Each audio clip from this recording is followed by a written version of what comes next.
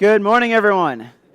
It is a great morning to be here. Glad to have everybody here. We had Fallback Sunday, which is kind of like half a day for preachers, I think, because we stopped our early service, and then I had a whole extra sleep. So I'm really rearing to go. So I'm excited. We had a great fellowship last night, and I appreciate everybody being here. Man has a terrible track record when it comes to mistreating man. A quick survey of human history, and you learn very quickly that over and over again, humanity has repressed various groups. In fact, just bluntly, man has been cruel to man. And there's various reasons for this. It was by the color of somebody's skin. It was a certain religious preference. It was various backgrounds or cultures or religion. But it allowed people to say that they were not persons. If you look at our history, when man can say, this is not a person, all of a sudden, the idea of human rights can be overlooked. If you look back at our history very clearly, once you give somebody the category of not a person, you can treat them any way you want to, because we don't believe that they are rightfully in possession of equal rights and the respect of personhood. Now, what is amazing is Jesus, in our series, as we look at this idea of belong, Jesus reaches out to somebody who they would have considered in the first century not of personhood, not human, somebody that you would not have to show respect to. Look at Luke chapter 5, verse 12 to 15. And you have this leper. And I'm always scared every time I preach on a leper that I'm saying leper or lepers. And I just never know which one. Because I remember this one sermon, I got made fun of it so bad that I've been eternally scarred in preaching on this topic. So if I'm saying leper and somehow you're thinking of a big cat, I'm thinking about a dude or a girl who has a skin disease. So I just want to define that really quickly so we all know what I'm talking about. Because I still haven't figured out if I'm talking about leopards or leopards. So I don't know. So I'm just going to go with it. But if you look at this text here, Jesus is talking about this leper. And this leper comes. And this is what happens. While he was in one of the cities, there came a man full of leprosy. And when he saw Jesus, he fell on his face and begged him, Lord, if you will, you can make me clean. And Jesus stretched out his hand and touched him, saying, I will be clean. And immediately the leprosy left him, and he charged him to tell no one, but go and show yourself to the priest and make an offering for your cleansing, as Moses commanded, for a proof to them. But now even more the report about him went abroad, and great crowds gathered to hear him and be healed of their infirmities. Now this is the foreshadowing of what Jesus' mission was. Jesus came to earth to bring people to him. And in the Gospel of Luke and also in Acts, you see the foreshadowing of the Gentile mission, that all people will be included in the kingdom of God.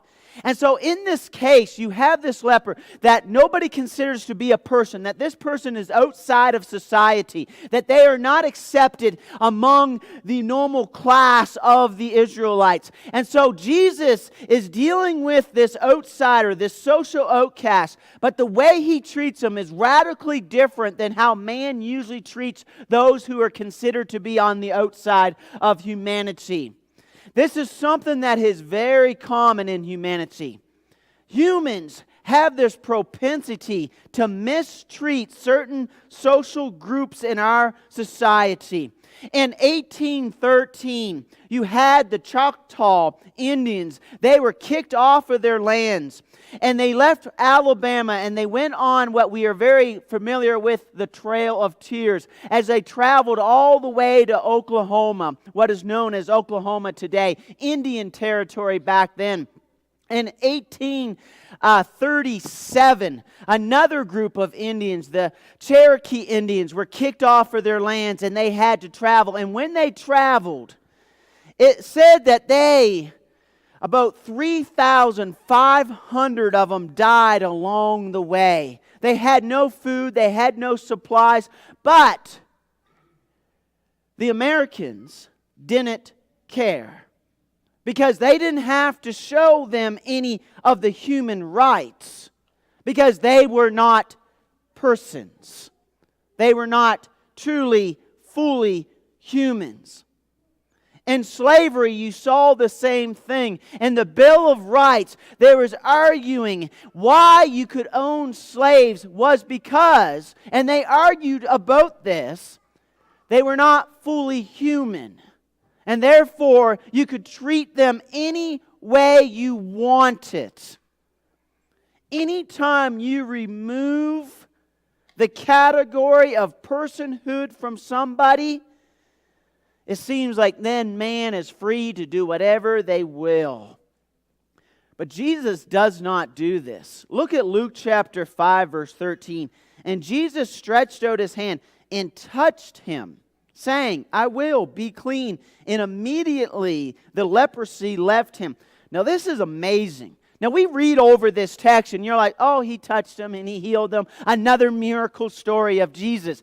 We don't understand all the tradition that is being broken right here. First of all, you have this man who is a leper, and he is coming. And in that time, if you had leprosy, you had to yell out, unclean, unclean. There's a certain way that you had to dress. You have to veil the lower part of your face. You had to cover your entire body. And you were not allowed in public at all. And if anybody even started to approach you, you had to yell out at the top of your lungs, unclean, unclean. Now, when we think of leprosy, we automatically think of what the equivalent is of it today in our 21st century. But leprosy is actually a term that is larger known. It would mean ringworm. It would mean eczema.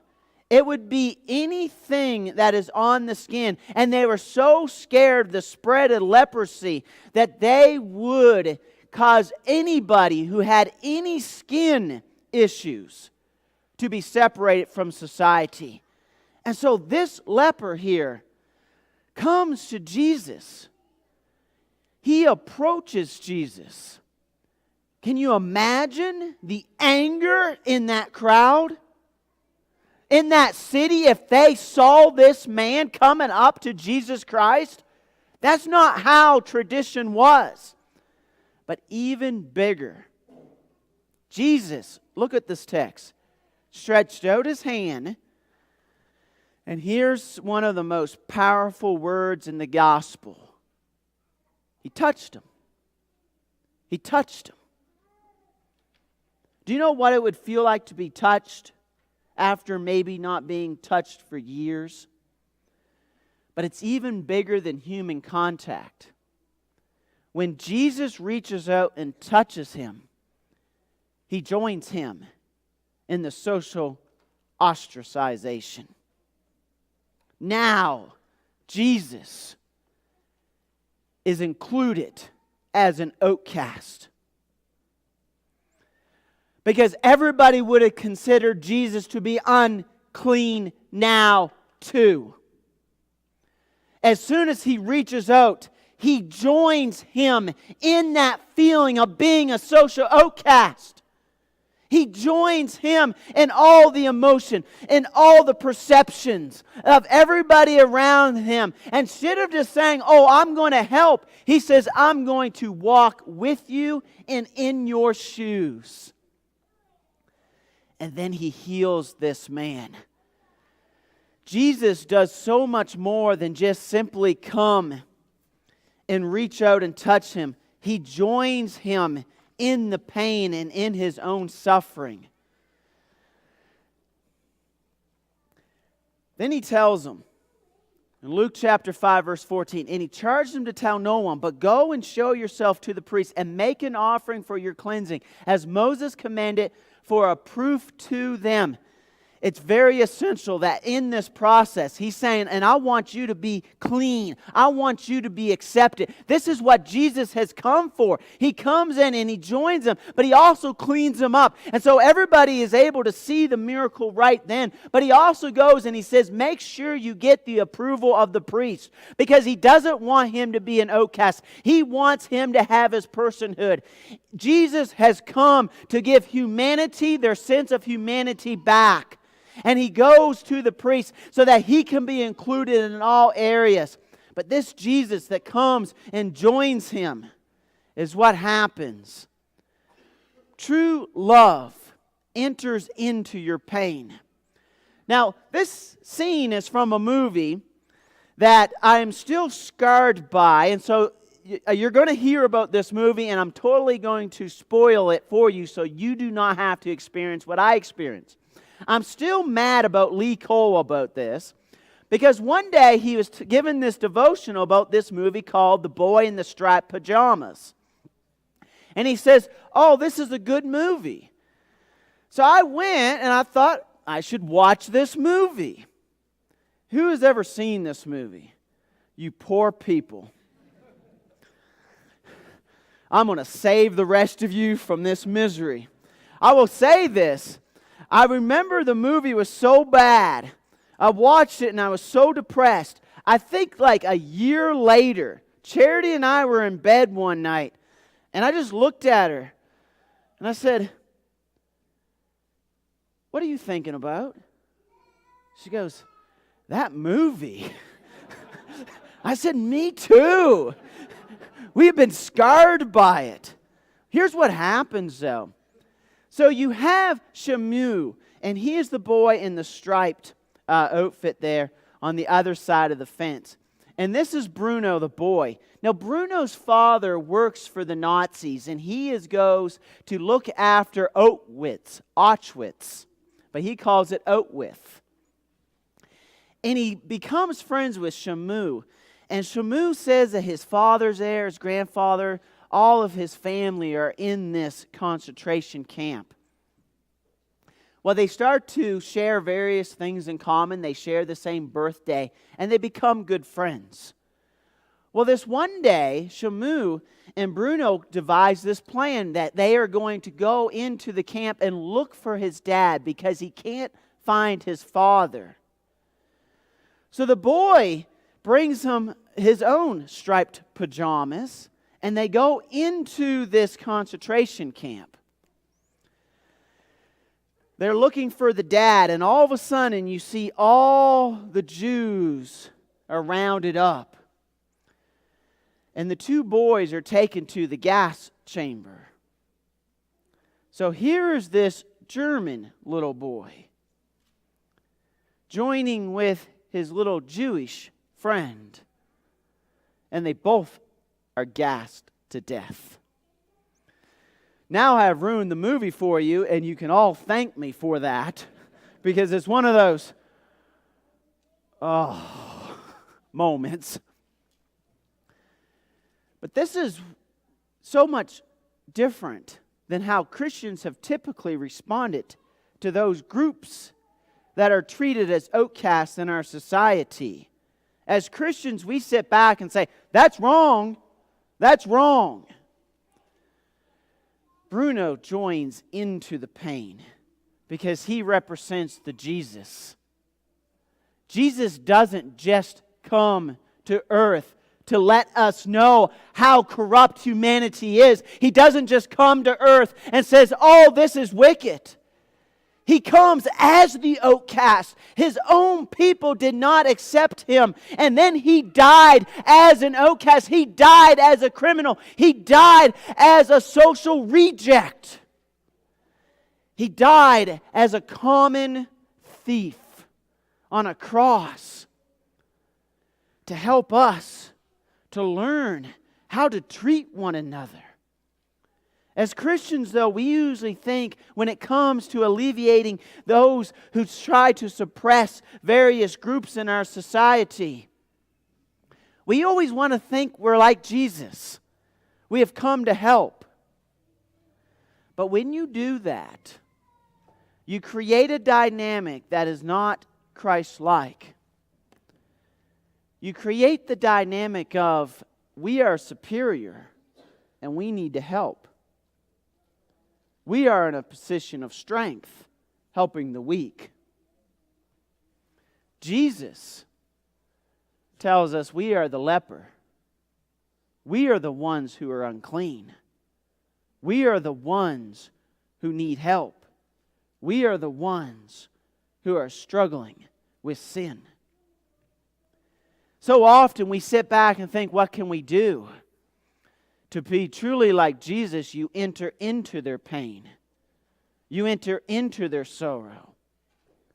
We usually want to stand back and say we should do something from afar. But do we ever join in to it? You may sit back and think, well, how can I do that? Well, when you realize that you're a sinner just like everybody else, that you are able to fall like everybody else, here's what happens. Luke chapter 5 verse 15. But now even more the report about him went abroad, and great crowds gathered to hear him and to be healed of their infirmities. The people responded to Jesus because he didn't just heal the leper. He touched him. He joined in with him. He says, I'm not going to just help from afar. I'm going to be there with you. I am going to fight the same fight that you're fighting against those who are seeking to oppress you. The gospel is different because the gospel is so powerful that Jesus came to come and enter into this with us. And we all stand in this situation of sin. We all are sinners. We all need His grace. And so anytime we rise up above and say, oh, we're better than that, we need to rise back down and say, hey, I'm the leper. I just need Jesus in my life to touch me, to forgive me, so that I can be healed as well. Maybe it starts with you this morning. If you will believe, confess, repent, be baptized for remission of your sins, and you hear that every single week, but you don't realize perhaps how powerful it is. In the gospel there, how to respond to it, what you're doing is death, burial, and resurrection. Because Jesus died to Himself. God died so that you could live. God was buried so that you could rise. And He rises up to newness of life. That's baptism. That's the plan of salvation. Jesus enters into it, and you enter into it with Him as well. Why don't you do so as we stand and sing the invitation song? Years I spent and